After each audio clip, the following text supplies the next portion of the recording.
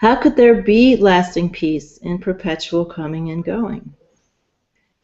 This is one of the great lessons that we Americans have to learn.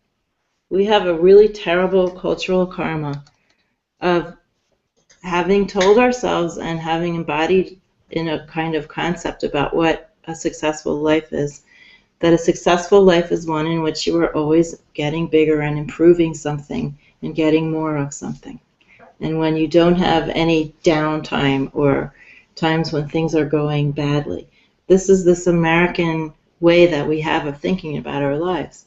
We work really, really hard to be successful and to have visible success and be admired by other people. And then when that inevitably comes to an end, we are devastated. And we think that there's something wrong. We really, we are really like children. We think that if we get sick, or we have a financial downturn, or we lose a lover, or someone dies, or God forbid someone is a victim of a violent crime, or we think these things mean that there's something wrong, that we have been specially picked out to be hurt somehow by reality. We think that these things are abnormal, and we suffer because we simply refuse to look at life the way it really is. There's always coming and going. A high point is just the vantage point from which you look into the low point that's coming next.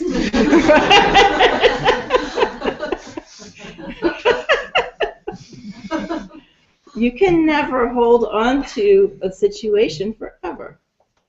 Everything is always changing. There's an infinite constellation of causes and effects, and you are only one little part of that, and you can't control it. And there's certainly, if someone leaves you, or someone dies, or you lose a job, or a house gets blown away by a tornado, there is nothing wrong. Of course, those things are painful. It doesn't mean you shouldn't feel what you feel about them. But to lay on top of that this idea that somehow something has gone horribly awry and reality is out of whack because, someone died or someone went away or something fell apart. There's a marvelous story.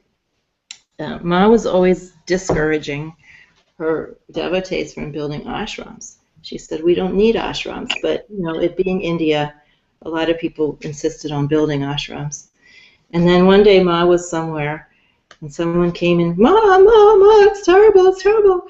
The Varanasi ashram has fallen into the Ganga and the flood waters, and it's gone. And Ma just laughed and laughed and laughed.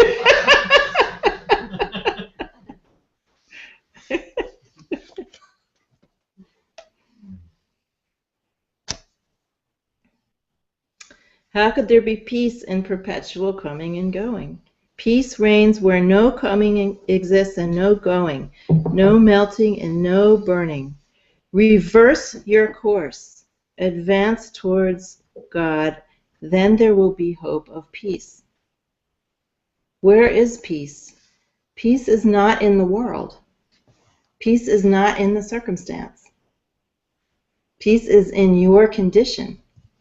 And your condition is going to be one where peace reigns only when you are fully established and resting in your own enlightened nature.